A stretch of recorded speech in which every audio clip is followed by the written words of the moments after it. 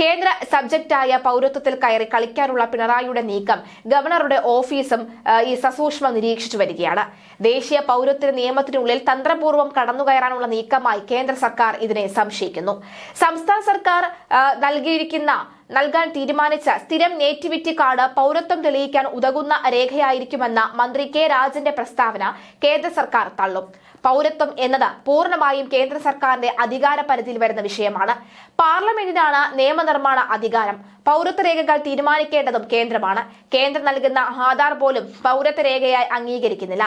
Supreme കോടതി പോലും ആ നിലപാടാണ് സ്വീകരിച്ചത്. അത് തിരിച്ചറിയൽ രേഖയാണ് എന്ന് കോടതി വ്യക്തമാക്കുകയും ചെയ്തു. വ്യക്തിയുടെ ജനനവും ദീർഘകാല താമസവും തെളിയിക്കുന്ന രേഖയ്ക്കപ്പുറം പൗരത്വ രേഖയായി നേറ്റിവിറ്റി കാർഡ് മാറാൻ ഇടയില്ല. കാർഡിന് നിയമപ്രാബല്യം നൽകാൻ ഓർഡിനൻസ് ഇറക്കാനും ജനുവരിയിൽ ബജറ്റ് സമ്മേളനത്തിൽ അവതരിപ്പിക്കാനുമാണ് പിണറായി മന്ത്രിസഭയുടെ നീക്കം. എന്നാൽ പൗരത്വം കേന്ദ്ര വിഷയമായതിനാൽ തന്നെ ബില്ല് ഗവർണർ രാഷ്ട്രപതിയുടെ പരിഗണനയ്ക്കായി നൽകാനാണ് സാധ്യത. മാതാപിതാക്കളിൽ ഒരാളെങ്കിലും കേരളത്തിൽ ജനിച്ചതാണെങ്കിൽ അന്യ സംസ്ഥാനത്ത് ജനിച്ചവർക്കും നേറ്റിവിറ്റി സർട്ടിഫിക്കറ്റ് നൽകാറുണ്ട്. അതുകൂടി കണക്കിലെടുക്കുമ്പോൾ നിയമനിർമ്മാണം പാളും. ന്യൂനപക്ഷ വോട്ട് സമാഹരണം ലഭ്യമായിട്ടാണ് കാർഡ് പ്രഖ്യാപിച്ചിട്ടുള്ളത്. പൗരത്വ രേഖകൾ സംബന്ധിച്ച തീരുമാനമെടുക്കേണ്ടത് കേന്ദ്ര ആഭ്യന്തര മന്ത്രാലയമാണ്. നിലവിൽ ബർത്ത് സർട്ടിഫിക്കറ്റ്, SLC ബുക്ക്, മാതാപിതാക്കളുടെ പാസ്പോർട്ട്, വിവാഹ സർട്ടിഫിക്കറ്റ് പൗരത്വം ലഭിക്കാനുള്ള തിരിച്ചറിയൽ രേഖയായി അംഗീകരിച്ചിട്ടുണ്ട്.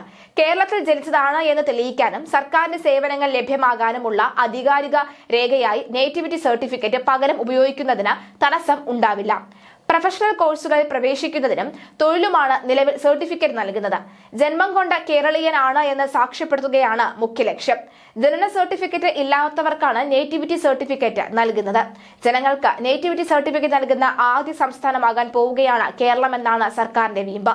കേരളത്തിന് പുറത്ത് ഇതിന് എത്രത്തോളം നിയമസാധുതയുണ്ടെന്ന് തർക്ക വിഷയമായതിനാൽ തന്നെ ഈ കാർഡിന്റെ പ്രയോജനം സംസ്ഥാന സർക്കാരിന്റെ ആനുകൂല്യങ്ങൾക്ക് മാത്രമായി പരിമിതപ്പെടുത്താമെന്ന് നിയമവൃത്തങ്ങൾ വിലയിരുത്തുന്നു. ഒരാൾ കേരളത്തിൽ തന്നെ ജനിച്ചു വളർന്ന ആളാണ് എന്ന് തെളിയിക്കാൻ നേറ്റിവിറ്റി സർട്ടിഫിക്കറ്റ് ആണ് നൽകുന്നത്. ഓരോ ആവശ്യത്തിനും ഓരോ തവണയും ഇത് വാങ്ങണം. ഇതിനു പകരം സ്ഥിരമായി ഉപയോഗിക്കാനാണ് നേറ്റിവിറ്റി കാർഡ്. സംസ്ഥാന സർക്കാരിന്റെ എല്ലാ ആനുകൂല്യങ്ങൾക്കുമുള്ള ഒറ്റ തിരിച്ചറിയൽ രേഖയായി ഇത് വിപുലീകരിക്കാനാണ് ആലോചന. കേരളത്തിൽ ജനിച്ച എല്ലാവർക്കും അപേക്ഷിച്ച് കരസ്ഥമാക്കാവുന്ന കാർഡാണ് നൽകാൻ പോകുന്നത്. ഇതിനായി K-സ്മാർട്ട് തുടങ്ങിയ ആപ്പുകൾ സജ്ജമാക്കും. കേരളത്തിനകത്തെ പരീക്ഷകൾക്കും നിയമനങ്ങൾക്കും സംസ്ഥാന സർക്കാർ അംഗീകരിച്ചാൽ ഈ കാർഡ് മതിയാവും. സൈനിക വിഭാഗങ്ങളിലേക്കുള്ള നിയമത്തിന് അവർ നിർദ്ദേശിക്കുന്ന പ്രത്യേക ഫോർമാലിറ്റിയാണ് ഇപ്പോൾ നേറ്റിവിറ്റി സർട്ടിഫിക്കറ്റ് ഹാജരാക്കേണ്ടത്. സൈനിക നിയമനങ്ങളുടെ കാര്യത്തിൽ നിലവിലെ സ്ഥിതി തുടരേണ്ടി വരും. ഇന്ത്യൻ പൗരത്വം തെളിയിക്കാൻ കേന്ദ്ര സർക്കാർ ആവശ്യപ്പെടുന്ന രേഖകൾ തന്നെ ഹാജരാക്കേണ്ടി വരും. പൗരത്വം തെളിയിക്കാനുള്ള രേഖയായി ഈ കാർഡിനെ കണക്കാക്കണമെങ്കിൽ അത് കേന്ദ്ര സർക്കാർ അംഗീകരിക്കുകയും കേന്ദ്ര സർക്കാർ നിഷ്കർഷിക്കുന്ന രേഖകളുടെ അടിസ്ഥാനത്തിൽ തയ്യാറാക്കുന്നതുമായിരിക്കണം. നേറ്റിവിറ്റി കാർഡ് ഏതൊക്കെ രേഖകൾ വിലയിരുത്തിയാണ് നൽകുന്നത് എന്ന നിയമനിർമ്മാണത്തിലേക്ക് വ്യക്തമാക്കൂ. കേന്ദ്ര സർക്കാരിന്റെ പ്രഖ്യാപിത ലക്ഷ്യങ്ങളിലൊന്നാണ് പൗരത്വ രജിസ്റ്റർ.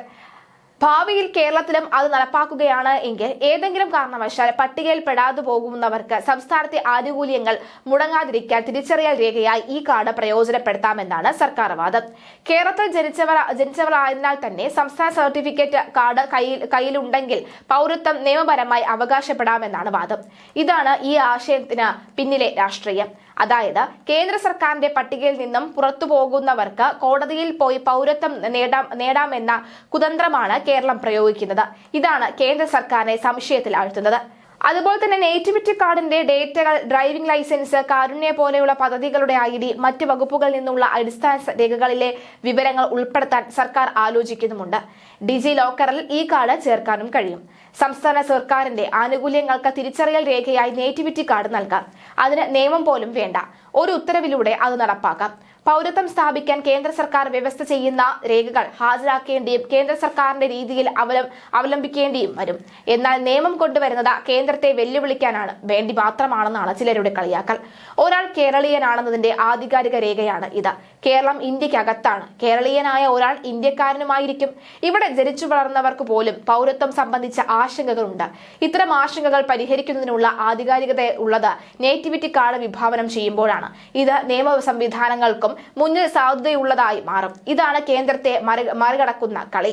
എന്നാൽ നേറ്റിവിറ്റി കാർഡ് നടക്കില്ല. സംസ്ഥാന സർക്കാർ പ്രഖ്യാപിച്ച സ്ഥിരം നേറ്റിവിറ്റി കാർഡ് പൗരത്വം തെളിയിക്കാനുള്ള രേഖയായി മാറുമെന്ന അവകാശവാദം നിയമപരമായ പ്രതിസന്ധിയാകും. സംസ്ഥാനത്തിന്റെ നേറ്റിവിറ്റി കാർഡിന് പൗരത്വ രേഖ എന്ന നിലയിൽ അംഗീകാരം ലഭിക്കില്ല.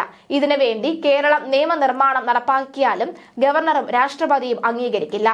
പൗരത്വ രേഖകൾ നിശ്ചയിക്കാനുള്ള അധികാരം ഭരണഘടനാപരമായി പാർലമെന്റിന് മാത്രമാണ് എന്നിരിക്കെ കേന്ദ്രം നൽകുന്ന ആധാർ കാർഡിനെ പോലും സുപ്രീം കോടതി ഒരു പൗരത്വ രേഖയായി അംഗീകരിച്ചിട്ടില്ലെന്നാണ് ഈ നീക്കത്തിന് തിരിച്ചടിയാകുന്നത്. വ്യക്തിയുടെ ജനനവും താമസവും തെളിയിക്കുന്ന ഒരു തിരിച്ചറിയൽ രേഖ എന്നതിനപ്പുറം ഇതിന് നിയമസാധുത ലഭിക്കാനിടയില്ല എന്ന നിയമവ്യവസ്ഥ ചൂണ്ടിക്കാട്ടുന്നു. അപ്പോഴും നിയമനിർമ്മാണത്തിലൂടെ ഇത് സാധ്യമാക്കാൻ ശ്രമിച്ചാൽ ഗവർണറുടെ അനുമതി അനിവാര്യമാകും. അതിനിടെ ഈ വിഷയത്തിൽ സാധ്യതാ പഠനം സർക്കാർ ആരോപിക്കുന്നുമുണ്ട്. നിയമോപദേശവും തേടും. ഇതിനുവേണ്ടി ലക്ഷങ്ങൾ ചെലവാവും. ജനന സർട്ടിഫിക്കറ്റ് ഇല്ലാത്തവർക്ക് പൗരത്വം തെളിയിക്കാൻ ഈ കാർഡ് സഹായകരമാകുമെന്ന് റവന്യൂ മന്ത്രി കെ രാജൻ ഉറപ്പിച്ചു പറയുന്നുണ്ടെങ്കിലും അതിന്റെ സാങ്കേതിക വശങ്ങൾ അവ്യക്തം തന്നെയാണ്. കോടിക്കണക്കിന് രൂപ ചെലവിട്ട് നടപ്പിലാക്കുന്ന ഈ പദ്ധതി സംസ്ഥാനത്തെ വലിയൊരു വിഭാഗം ജനങ്ങളെ ബാധിക്കുന്ന ഒന്നുകൂടിയാണെന്ന കാര്യത്തിൽ യാതൊരു സംശയവുമില്ല. ഒരു സമയം പരമാവധി 10 പേർക്ക് താമസിക്കാവുന്ന തടങ്കൽ പാളയമാണ് 2 ജില്ലകളിലും ആരംഭിക്കുന്നത്. താൽപര്യമുള്ള സംഘടനകൾ ജൂൺ 15 വൈകിട്ട് 5 മുൻപ് വിശദ നിർദ്ദേശം ലഭിക്കാനും ഡയറക്ടർ നിർദ്ദേശിക്കുന്നുണ്ട്. അടിസ്ഥാന സൗകര്യത്തിന് പുറമെ CCTV പോലെയുള്ളവ എല്ലാം തന്നെ അവിടെ ഉണ്ടാകും. മാത്രമല്ല മുള്ളുവേലി അടക്കം തടങ്കൽ പാളയത്തിന് ഏർപ്പെടുത്തും. സംസ്ഥാന പോലീസിനാകും സുരക്ഷ. തൃശൂർ പൂക്കുന്നത്ത് ഡിജിറ്റൽ സെന്റർ പ്രവർത്തനം തുടങ്ങി. ശിക്ഷാ കാലാവധി കഴിഞ്ഞ് പുറത്തിറങ്ങിയ 2 നൈജീരിയൻ പൗരന്മാരെയും ഒരു മ്യാൻമാർ പൗരനെയും തൃശൂരിലേക്ക് മാറ്റിയിട്ടുണ്ട്. ദേശീയ പൗരത്വ രജിസ്റ്റർ നടപ്പാക്കുന്നതിന്റെ ഭാഗമായി തടങ്കൽ പാളയങ്ങൾ നിർമ്മിക്കുമെന്ന കേന്ദ്ര ആഭ്യന്തര മന്ത്രാലയ നിർദ്ദേശം നേരത്തെ വിവാദമായപ്പോൾ സംസ്ഥാനത്ത് തടങ്കൽ പാളയത്തിൽ നിർമ്മിക്കില്ല എന്ന സർക്കാർ നിലപാടിൽ മാറ്റമില്ലെന്ന് 2020 ഫെബ്രുവരി 11 മുഖ്യമന്ത്രി പിണറായി വിജയൻ നിയമസഭയിൽ വ്യക്തമാക്കിയിരുന്നു. 2012 UDF സർക്കാർ ആരംഭിച്ച നടപടിക്രമങ്ങൾ നിർത്തിവെക്കാൻ ഉത്തരവിറക്കിയതായും അദ്ദേഹം അറിയിച്ചിരുന്നു. എന്നാൽ ഒന്നും ചെയ്തില്ല. അന്നൊന്നും കാണിക്കാത്ത ആത്മാർത്ഥതയാണ് തദ്ദേശ തെരഞ്ഞെടുപ്പിൽ തോറ്റതോടുകൂടി പിണറായി സർക്കാർ കാണിക്കുന്നത്.